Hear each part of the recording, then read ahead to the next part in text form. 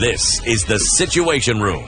The only way to start your... 3 minutes past 8 o'clock. We'd love to know what you think. 0719-012-600. That's 0719-012-600. City, who do you see being the leader of the Mount Kenya region? Kiraitu Murungi. Kiraitu Murungi. Yes. Like Njeri has actually said, he's the most seasoned of all the current crop of national or top-level leaders. Yes, serious pedigree. By all standards. You see, the thing when people think Central Kenya, they think Muranga, Kiambu. Maybe Kirinyaga. Embu and Meru never feature in their radar. But Kiraitu Murungi is by far the most seasoned politician you have in that region. Yep. When you look at that, I have to ask you, CT, when you look at that being called a seasoned politician in terms of what he believes could push this country forward, or in terms of his experience as somebody who's come into the political foray? With Kiraitu, all of the above. Remember, the man has dissident credentials. This is a man who had to take off from the country to live abroad because at some point in the other, his views didn't quite agree with what the government thought. Yep. Okay? Or with some people. He has those credentials. When there was a group of people who were then baying for multipartism, he was right at the forefront, right there. In fact, he acted as Raila Odinga's lawyer for a long time. Yep. So you're talking pedigree, you're talking about background.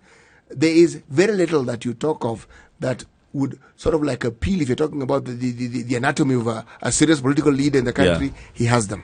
Let's see if Paul from Mombasa agrees with you. Paul, good morning. Good morning. What do you think of what CT is saying and in general what you were discussing this morning? Okay, I think I just had to react to things. Personally, I don't think we're ready for a female president.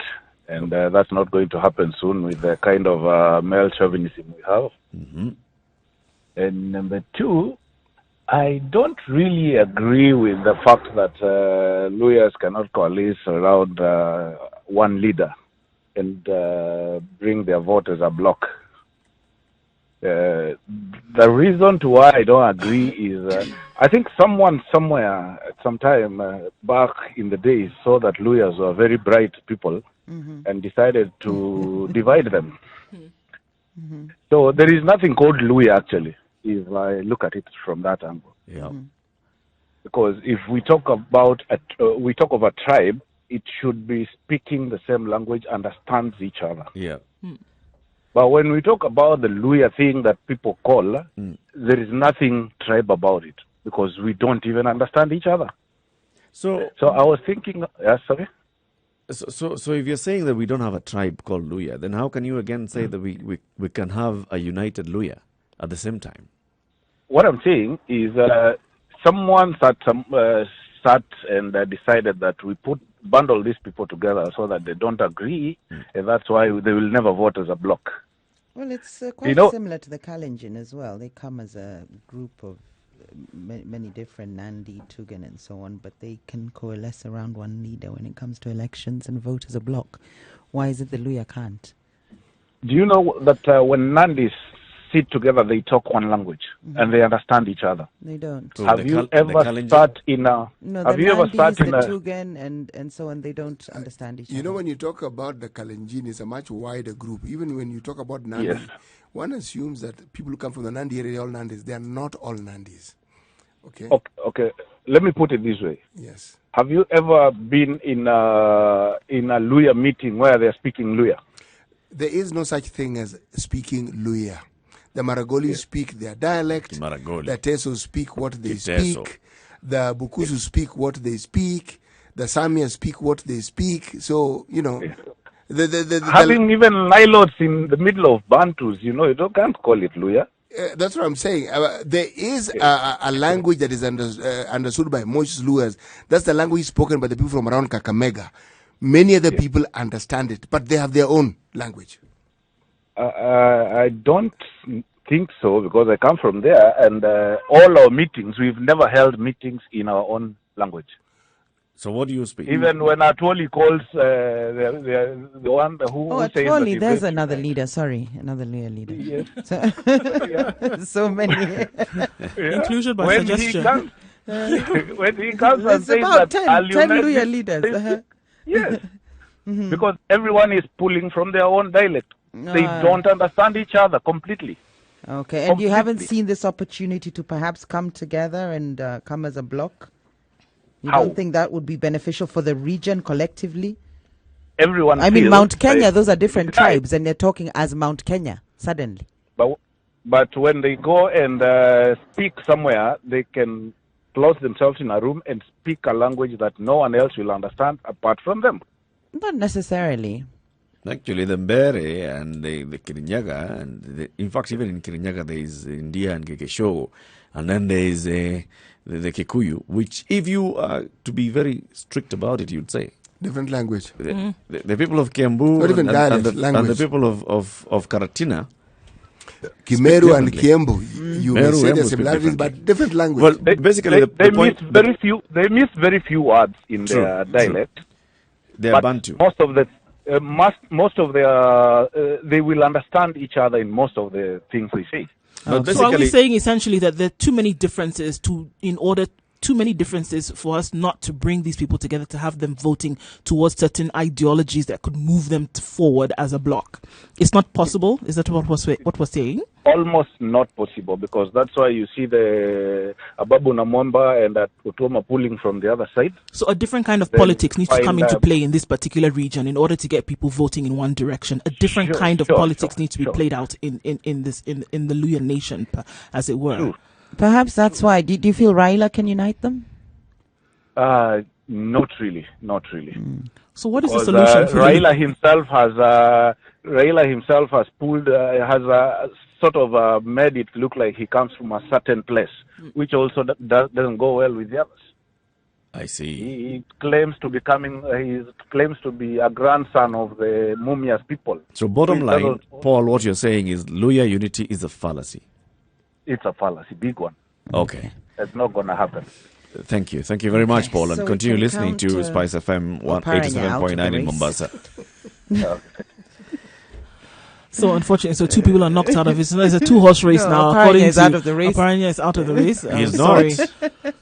Well, if you you're look going at by what 2022 Njeri had said politics, for 2022 politics, If we use the same remember- formulas that we have always used, You know, Oparanya there's- is out of the race. You know, there's something our caller perhaps doesn't understand about politics. You may think that the language is a barrier to unity, especially when it comes to voting. It doesn't necessarily have to be, not at that level. If a leader can be proven or can be demonstrated to be somebody Belong to the house of Mulembe. or who can generally support the wishes and the desires of the entire community, they will not be very worried about which faction of the Luya he comes from. Not really. And the reason is this. With that position comes the promise of goodies. And goodies don't have a language. And if it does, it's one language. How are they Right. promised the goodies, though? In what language? The goodies is not anything specific. But it is believed that when your own is in No, power, absolutely, CT, I'm you being- do. Of course, you're pulling my leg, and I know it. but but for the purposes of those who might not have been pulling your leg, Sorry. And for the purpose of people who do not have this habit of pulling other people's legs in the radio studio, the promise is the things that people consider important. Jobs. Thank Money. you. Yes. yes, Favors. Essentially, free things. right. Yes. It's freebies. So that is a unifying factor on its Another own. interesting point he made was that Kenya is not ready for a female president.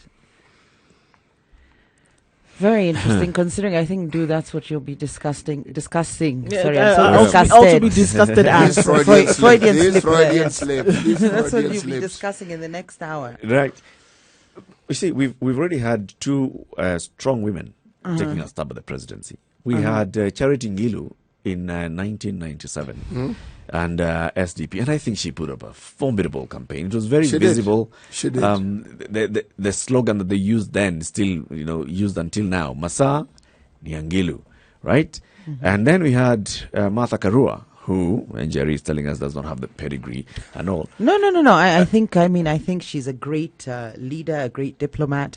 But in terms of the politics that needs to be played in Kenya, I don't know if she has it. Yeah, so we've seen her. We've seen her actually come up and But vie, is it politics or male vie for chauvinism? presidency. Is it because when a woman stands for such a position, what is she fighting? Is it male chauvinism, or is it some innate inability that women are supposed to have? It's And if it not is so, inability. what is this inability? I don't even think it's male chauvinism. Well, It's just, we have three women governors, and they've had to fight exactly. You know, that's a microcosm of a country, for instance, isn't it? In terms of the dynamics, whether it's chauvinism, patriarchy, whatever it is, it's reflective of a country, a whole country. It's a so mindset. if a woman can win a county, why not a country? It's a mindset, and that's exactly what I'm saying. You see, Charity Ngilu, for example, from that moment in '97, when she went for the presidency, she has remained a national political leader. If you look at all the others who have been there, now she's a governor of Kitui County. Look at Martha Karua. Nobody actually talks about Martha Karua not being able. She's the Iron Lady of Geshogo politics. I said one of and the other leaders that you've mentioned. Now we have three governors. We no longer have three. We had Joyce Laboso. We have Charity Ngilu and Anne Waiguru. And then we also have women who are strong, and they have been in politics and in parliament for many years. And they are strong and powerful women. I don't think it's actually a male chauvinist versus female versus. I think it's just. So what is this? What is this statement that you cannot have Eric, a female president? Oh, I think it's when you live in a 100% country, male chauvinistic. It's not. Well, chauvinism is a mindset. It is. But You're Eric, saying when you you think live it's in a mindset. when you live in a Chauvinism is a country, mindset. That's different from male chauvinism. no, when you live in a country where if you're giving, let's say, a lovely, nice to hear version of our population divide, we're almost at 50-50. Exactly. That representation is terrible. Let's just look at. of I mean, course just look at the it's terrible. situation It's bad. as we see it now. Look at, just as an example, all the callers, and I was taking note of this. All the callers who called in this morning and spoke to us talked about a leader in the presidential realm as he, him, he will, he would. The mindset is not ready for a woman to lead. We have looked. The mindset is that it will always be a man in the position of power, not ready to give this power to a woman. Because truly the mindset is still, I would even say, almost 100% still patriarchal. We feel that the power is to be put in the hands of a man, and that is the one who will be able to lead this country forward. So why didn't Kirinyaga County feel this? This is what I'm saying, because when we look at situations where Kirinyaga County or Bomet County, for why example, didn't they feel that? They felt that they could put it, but it is not representative of the whole country. It isn't. But what I'm saying, if it's possible to happen in a county at county level, it can It's then possible happen to also at happen national nationally. level. And It is possible, but people which are is why still- I'm putting that context, and if you don't mind me interjecting, that's why I'm putting into that context. More than 12 years ago, we had a female presidential candidate in this Republic of Kenya, all right? And she was not thrown out. She wasn't castigated and even thrown out of political space. So why was she not voted in? She was not the only candidate. She was not the only one who was not voted in, all right? No. So it's a number of things, a number of factors, which include maybe people not being ready to vote for a woman, but also maybe people not resonating with her politics and the message that she was sending. It's the same thing that, But Eric, in that election, Raila Odinga was a candidate, he Yes. wasn't elected. In that election, Mwai Kibaki was a candidate, he wasn't elected. Yes. In that election, many Harold other... Mwao was a Harold candidate. Mwao was a candidate, he wasn't elected. No, it's not just. Well, But truth the- be told, the if point I was- America is the not point ready was- for a female president, perhaps we're not. But then again, The point we I have was Sierra making is that Leone. we've made strides. I mean, you're comparing us to the country that only let the women vote in the 50s after they had independence for God knows how many centuries. Those ones, leave them alone. We had We are women way voting ahead. from that time. We are started way voting. ahead. Yes, so on that... Before we start mixing yeah, the two topics. They're not a good example. Before we start mixing the two topics, You'd have thought I'm America, as a mature democracy, should set an example in terms of clearly isn't mature. pioneering a black president.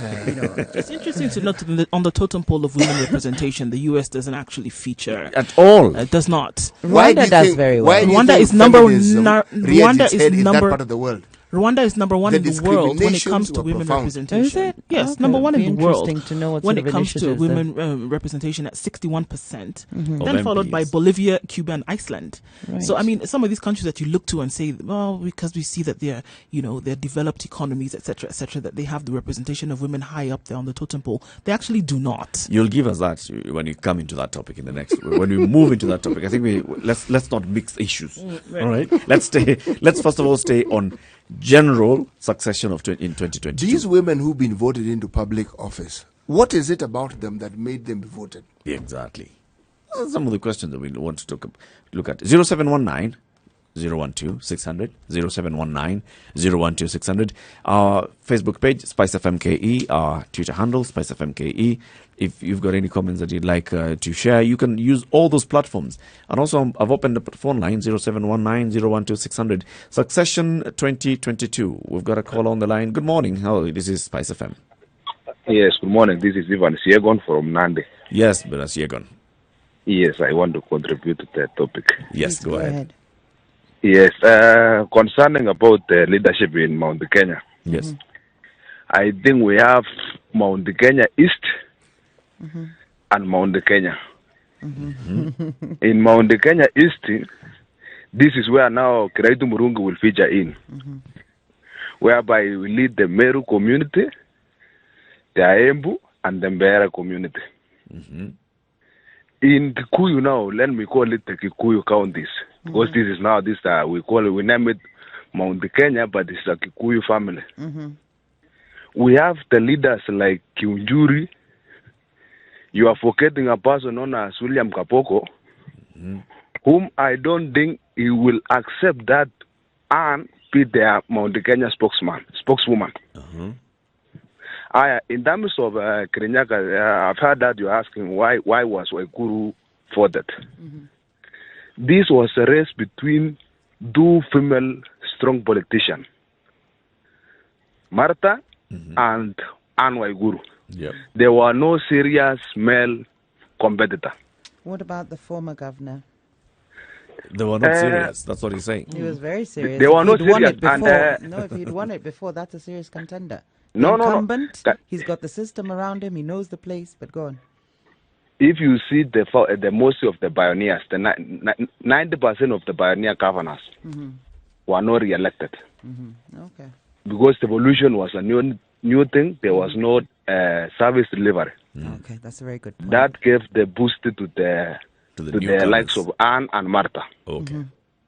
Now, in terms of realignment, I think we will have most the leadership under Kiraitu Murungi will be leaning mostly on the side of Tanga, whereby William now is the leader.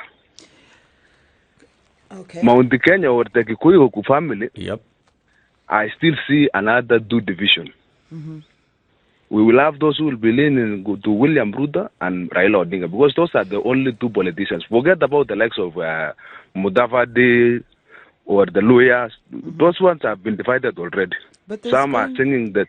It's a two-horse race from where you see it. These are two-horse race. There's going to be a number of seats. And can I ask you, you said your name was Yegon while you're on the phone. Can I ask you, what about in Rift Valley, as we would say? Who is the kingpin there? Is it confirmed that it's Ruto, or the jury is still out? Rift Valley, the party is William Ruto, the leader is William Ruto. The party Because name is William Ruto. there's some people that would beg to differ and say, see Ruto with a double T combined with Gideon can... No, forget about Gideon. If you want to talk about Gideon, just go to... Gideon is the leader of Kanu party. Okay. Well, But Kanu the and elected Chama MCA Shinani combined, I think they give William a run for his money. I think we saw that in the elections, the by-elections in Kericho, where there was a lot of campaigning and a lot of hard work that had to be done. And I understand even Ruto's own backyard now is an independent candidate. Am I right?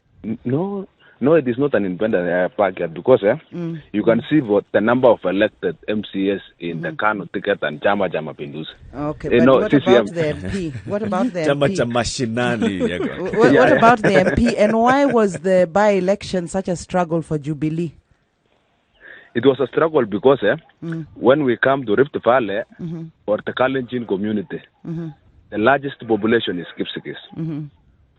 And the Kipsigis, since they are the larger population, they have never have their spokesperson. Because William Ruto trimmed the likes of Isaac Ruto, the likes of Kukali Akones. So there was a resistance because the people at the crown wanted William to feed them with goods so that they can vote for Jubilee. Now they were saying that Jubilee or Stroke William has done nothing in the backyard. So they were like, let us test William so that we can have something we can bargain for. That we fought for this government, bring us good road, bring us a technical institution, and that is what William did.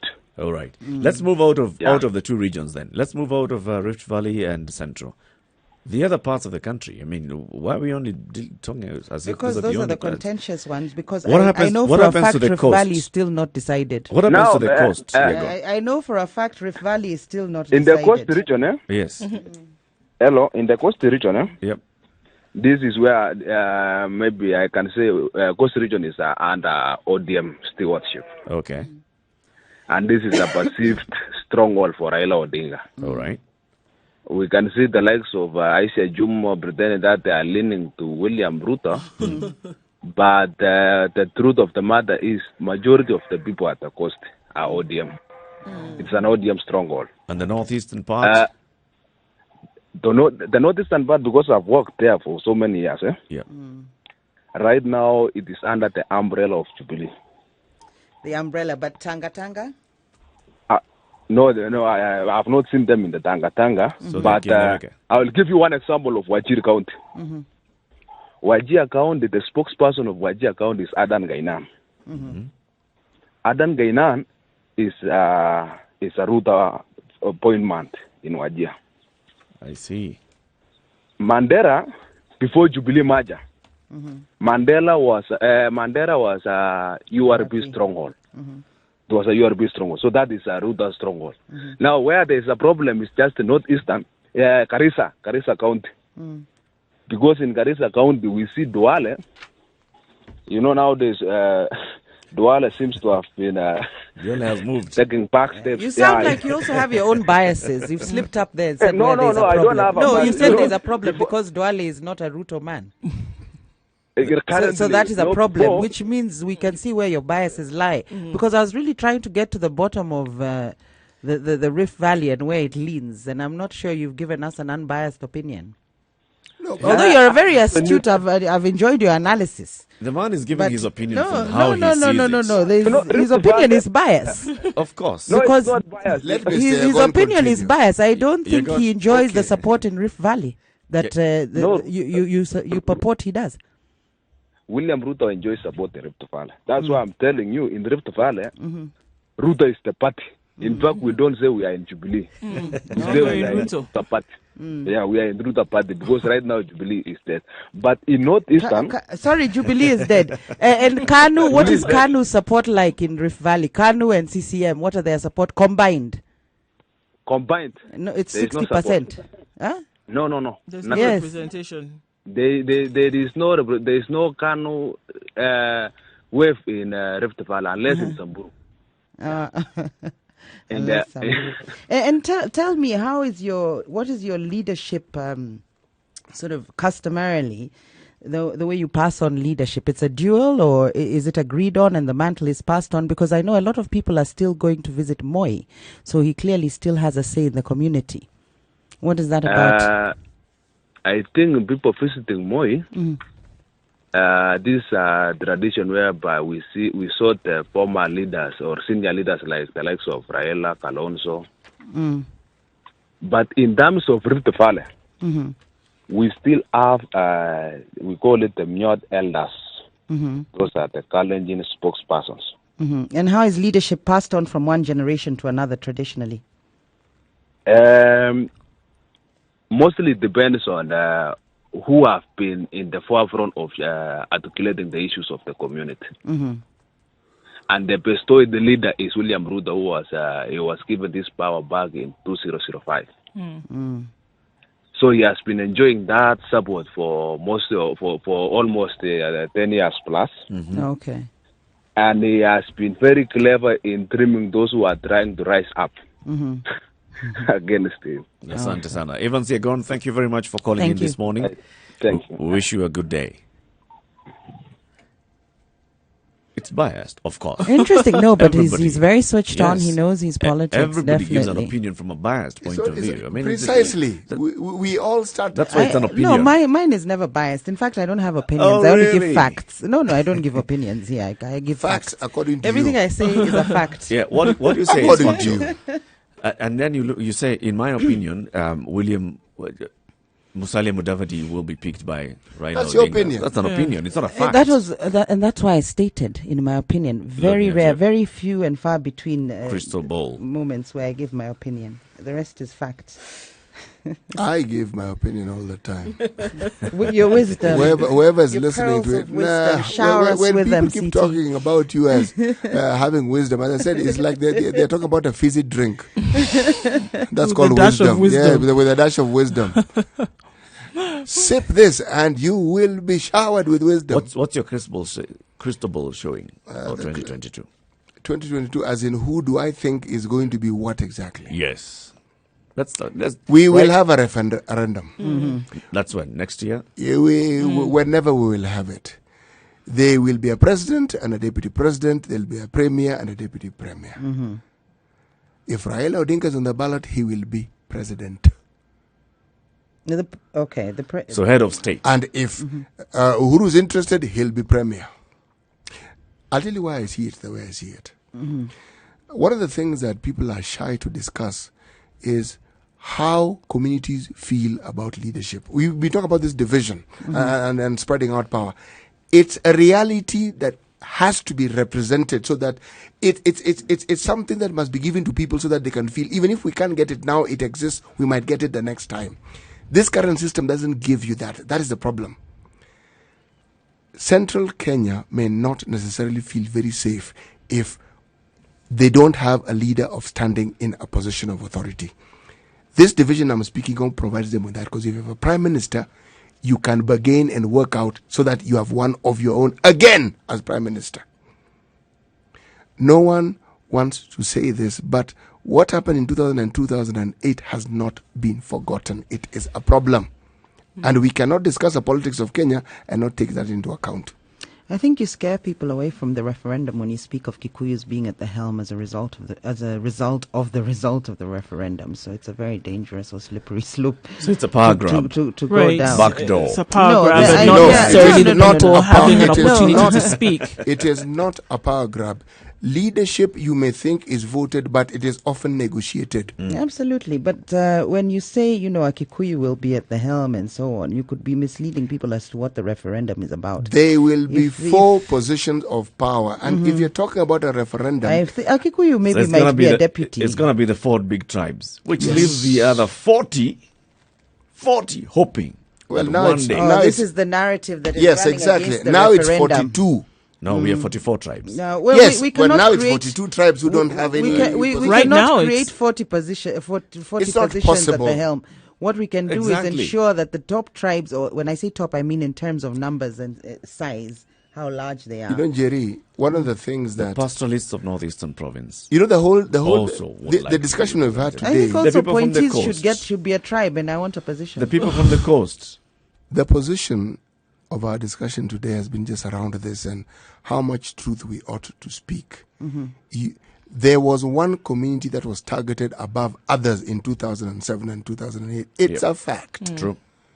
That leaves scars. It is a fact. You cannot deal with those scars unless you admit they exist. It is another fact. Oh, you're speaking facts now, not your opinion. Njeri is sitting next to me. I agree. I So agree. it's rubbing off. I'm simply saying there's time to play politics and talk political nonsense. All right. And there's times you say, look, this is where we are as a country, and to move forward, we need to take certain positions, and this is what we ought to do. Until this thing quietens down, then we move along. So All are we right. looking then at governance and legislature from a point of inclusivity as opposed to then ideology? Is that what we're saying needs to be the case? And I That's think a we good need to point, have we need to absolutely. include Well, everyone inclusivity first. is an ideology, isn't it? So Now, that and could I be think a- this is a point when you also broaden up the inclusivity to come into gender. At 28 minutes to 9 o'clock, good morning. This is the Situation Room right here on Spice FM. My name is Eric Latiff. My co-hosts Ndu Okoh, Njeri Thorne and CT Muga. We are discussing succession politics, and also we shall be discussing the position of women in leadership in this Republic of Kenya. Why don't we have many of them at the top? And what needs to be happen so that we can see more of them there? Mornings done right. 94.4 Spice FM, Nairobi. 25 minutes to 9 o'clock. Good morning. Good morning. You know, yes, I kept saying it sinks in. We've been here since 4 o'clock. That's is morning. It sinks in. So let's talk about succession politics and let's move on, right?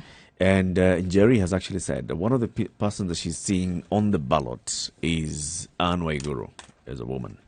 And one of the callers actually called us and said, I do not think that we are ready to elect a woman to the top position in the Republic. And I think the person was still thinking about our current situation before the BPI comes and tells us to amend the constitution and bring in other. Anyway, presidency. Well, looking at, the representation of women in government, I don't think it's because we don't have adequate women who can fill the position. I don't think we're ready to make the decision to put women in those positions of leadership. I think that where we have cases or we've seen women actually come in as governor in County 1 or County 2, they've been able to beat the odds. The odds have been heavily against them, but they've been able to beat them because of maybe one track record that they had of being able to do a good job. Looking at Martha Karua, for example, as the MP of Kisumu, she actually did a very good job. And so looking at her track record, then she was, able to move forward. However, now being pitted against Anne Waiguru, they chose Anne Waiguru for the work that she was able to do as a CS and them seeing that she had leadership qualities that actually put her through in her particular county. But now having looked at the larger picture where we're looking at the presidency, we are not ready to put a woman in. And I think it leans heavily on the fact that there is a chauvinism as a way of thinking, as a mindset, has us thinking definitely that women are not ready and that a position has to be held by a man. Not necessarily because he would do a better job, but by virtue of the fact that he is a man and by virtue of the fact that a woman is not a man, and so she's not able to hold this position. I dare say that if we look at countries whereby things seem to be moving forward in the development agenda, we have women who are representative of quite a large number. You look at Rwanda as the number one country globally that has women representation of up to 61%, really looking at a government of inclusivity, taking the gender element into consideration, followed by Bolivia with 53% and Cuba with 48% and Iceland 47.6%. And look at the work that they've been able to do and now bringing in women to make sure that they have this situation. I dare say that a government that does not include women is not balanced. One that doesn't have women making the decisions, one that doesn't have women also at the executive level, is one that is not balanced, and we cannot move forward. We cannot move forward at the strides that we should be able to if we don't have women represented at those levels. And that is my contention this morning. There is always the question of representation as to whether they should be appointed, whether they should be elected. And the debate around this comes to this gender parity issues. And many men argue if they want equality, then get voted in like the men.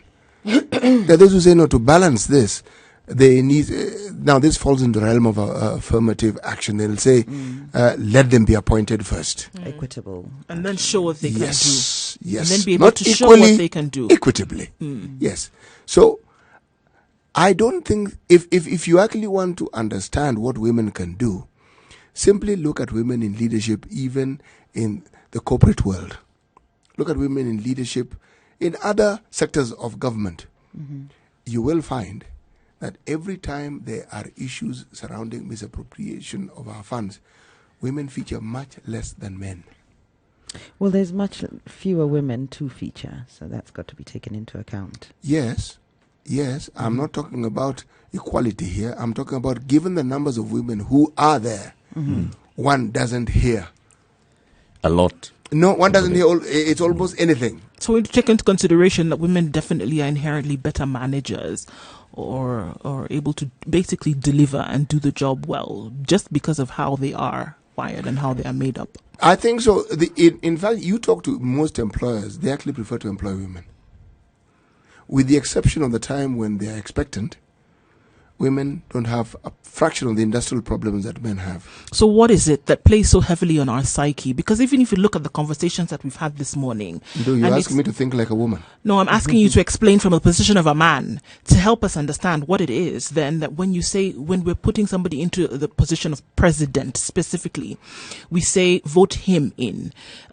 He presents himself. It is always the assumption that it is a man who's going to come in and take this position. We're not ready to have a woman as president, not because she cannot do the job, but because there's a man present who can. The vast majority of our communities in this country are male-centric thinking. That's the politest way I could put it. They don't even think about it. They don't even. It doesn't even. It's not even. It's not even an element for discussion. No. They don't even pause to ask if a woman would be better. It just doesn't feature. And my contention that is it needs to feature because you're dealing with it's A or B. You're dealing with half the population. You're dealing with half the population as women. So you cannot say that you're going to have a balanced government or you're going to have a government that will move a country in a particular direction if you do not have equal representation from women. That's what we think, but the majority of it's half the population. You can't say one or the other. It's what you have. It's who's there. Yes. It's not men, women, and others. The majority of men will not even give it thought. In fact, when women make it into public office, they usually far outstrip whatever it is that the men claim to have done. They are almost paragons of virtue. The things that they do stand out, unless, of course, they are wind assisted. You know, I think, first of all, I'd like us to acknowledge the steps that we've made as a country. We've made very many steps in elevating women to positions of authority across all spheres. And if you look at it in our politics... it's 20%, Eric. Can Eric from 20% to 23%. 0 to 20 is a movement. I'd like to say that over how long? I'd like to say that 0 to 20 over 50 years of independence is a no, movement. but we don't even reach the constitutional... I am not saying it's the best. I am not saying it's the best, so let me finish. No, we can't sit here and sing our I'm not saying it's the best. He's not singing our praises. I'm not He's singing simply praises. saying... No, he said we've made strides. But there are strides. There's nothing to acknowledge. They're not We strides. are They're not making good strides. enough. Over Among 50 the years, strides that's is simply not good enough. entrenchment of Look at this in the Rwanda. Over Constitution. what? 20 years? 20 years. 61% of their parliament What's is the name of this female. country again? Rwanda. No, the one we live in. All right, but my point is, I'm not going to let No, you you sit don't. You're and not going to give make your yourself a point pat before I on the finish my shoulder. point. No, my point is a my fact. point You is cannot give simple. yourself You don't a know pat my on the point, shoulder. Njeri. You cannot be No, arguing against I'm a point making I a point haven't on a made. premise But that you're going to Njeri. build on. I'm not going to let you build on that premise of giving yourselves a pat on the shoulder for the strides that you have made Njeri. for women in this country. It hasn't happened. Jerry, you're being unfair. No, I'm not. The Constitution Yes, of the you are. Republic of Sorry, Kenya, which carry was on, voted Eric. for in 2010 by Njeri did not vote either for or against the Constitution of Kenya 2010. That's why maybe she's not aware that there's a stride in this. Yes. The Constitution of Kenya assures that we have women representation.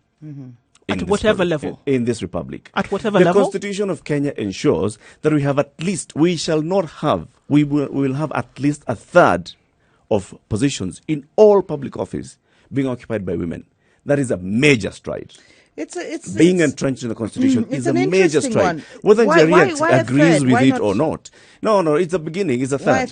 Whether Njeri agrees with it or not, it's a third. It's a minimum. We stop at the third. But once we get that, we stop at stop the at that. third. That's the problem. At least we have a At least we third. have a third. At least we No, have a third. it So let me should move be- forward. It should be representative. You And stop. then I dare You to stop ask at the represent third. I dare to the ask the population. question, had it not been enshrined in law, would that be the direction that we had taken? Let But me ask even a then, I question. don't like if you this two one ladies third want rule. women, would you be arguing like this? Absolutely. I was an alpha Yes. male yesterday, wasn't I? I think that even men should argue this position. Men should argue this position as well.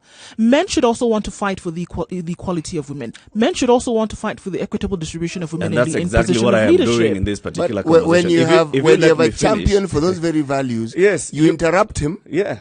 You don't even Right. let him finish his point. No, but you and can't finish his let support. Him, we You see, can't because let him they're build on a premise. they're We're looking at me. applauding. We are He's applauding. You're looking He's at me laying because I the am groundwork male. for once to say. So you're let him assuming say that it. because I'm male, I'm going to oppose what you're thinking. Lay the Absolutely groundwork, not. Let Latiff. me actually shock you. All right, here we because go. I am male, I'm going to advocate for more than you do. Prepare to All be right? shocked. Let's go. And this is it, and this is what I'm saying. The kind of progress that has been made has ensured that we at least have that in law, which is a very big thing. in law, which says that it's not just about what you think or what you feel. You're actually required to do this. We are required to have more women in positions of leadership. If you look at the number of women who've been elected across the country, if you look at all the regions, you have seen, even before these 47 woman rep positions being created by the Constitution, which I completely support, and very many people, even some in this room, will argue against, you will see that even before, without the 47 woman rep positions, we had very many communities electing women to positions of leadership. So in terms of how people perceive women, it's not a cross-cutting thing that, men don't think women can lead. Men have elected women in positions of leadership across the country in many places. Women don't think women can lead. Don't get That's me the wrong. other thing that I'm saying. So it's also conditioning as well. It's a conditioning as well. So men and women have voted women in positions of leadership across the country in many positions over the number of years.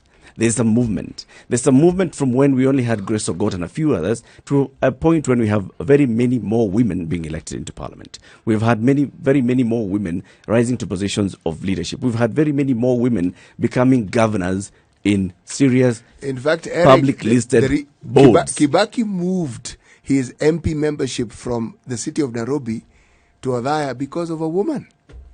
Left it because he saw some serious. He knew this is a problem. All right. So when you talk about the issue of now, why are we not seeing a huge movement, like a leap from 20 to 67, like in Rwanda, like you're saying? Let's look at the other factors, and I do not believe really it's a chauvinistic issue.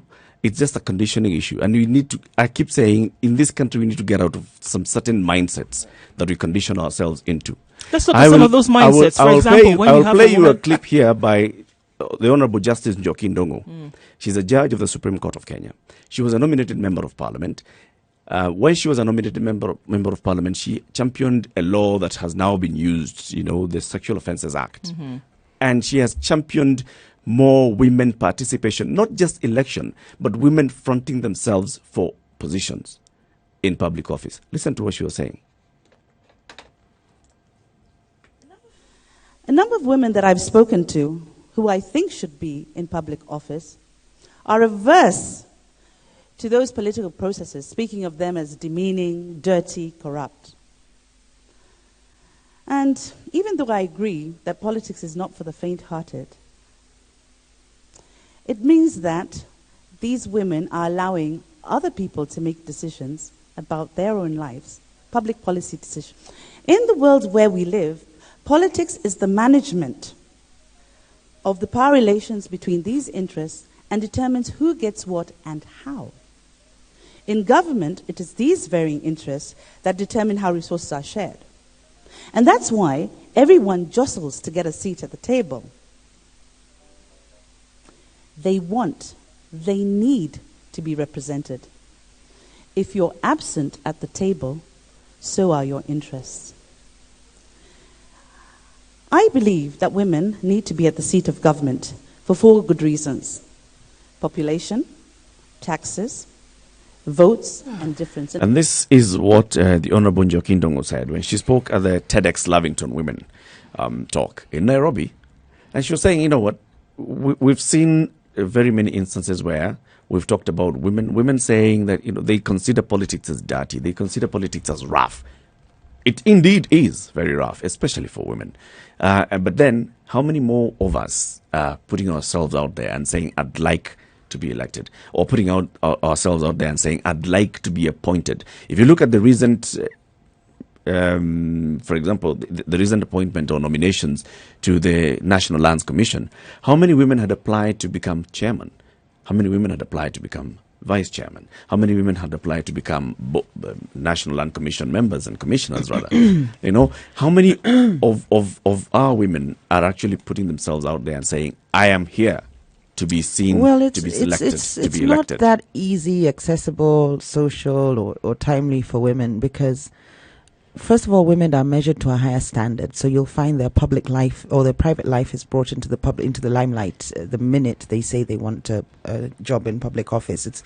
And they're held to a much higher standard. They can't have 2 husbands, as you'll have some politicians here have 2 wives. Of course, I'm being extreme there, but Also, you'll find a lot of women, the abuse they suffer and the sexual objectification of women comes in immediately. So if you're running, is she beautiful? They're judged on such different standards. So it can be quite difficult and intimidating for a lot of women to even put their names out there for something like that. And what we need to do, I think, as a country and as media is start to normalize it so that more women are encouraged to put their names forward for whether it's an appointed position or to run in elections. A woman should not have to stand out when it comes to the case where she's done excellently well, or she has pursued a particular path and she's done really well. Then it's that she stands out, and it's got to be something that is extremely normal. And just looking at the objectification of women in a sexual context, a lot of times when you have women standing out in positions like this, the question raises,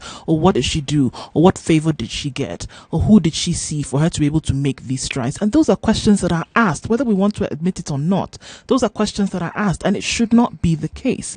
It should be able that if you're going to appoint, we had the other day when appointments were made and it was a sea of men, really, literally raining men. It was a sea of men. And you ask yourself, these appointments or these appointees, did they not see women, or was the gender lens also put on when these appointments were being made? Or really, are we looking at a situation where there are not enough women to pick from?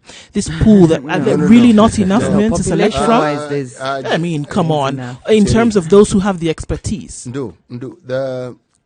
One of the mistakes that I feel is made in this country when they talk about politics, they seem to use some yardstick only known to them. Some use a church yardstick to judge politicians.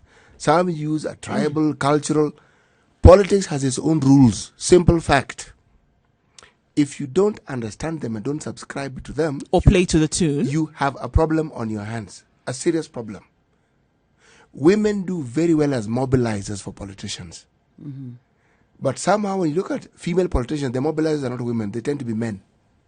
Yep. Or those whom they go to for advice, or those whom they go to get favor from, to be able to make a stride in a forward direction. Advisors. That happens, and we must be honest. You'll find that even there's some politicians who've said the only way for me to have gotten my foot in the door was when I went and had a conversation with ex-politician who happened to be a man in a higher position who could put me forward. The rules. The way many women talk about politics is as though they have these rules and they want politics to subscribe to these rules of theirs. It won't. Where the rules are clear, like in the corporate world, women do well. Mm-hmm. But even then, there has to be a lot of push from them. But they do well there. And still they stand out as somebody who beats the odds. Because they stand out with time, they become the choice. When people are thinking of who to get in, that's it. Now, in politics, unfortunately, they enter that game, and they enter a game that is not only dominated by men. It's a pigsty. Yes. If you look at... and you do not look good as a woman. Not in our politics. It'll choose you, churns you out, and spits you out very quickly if you're not careful. Even when it comes to even actually talking about people who seek the support of certain leaders in the community to pick them or to support them.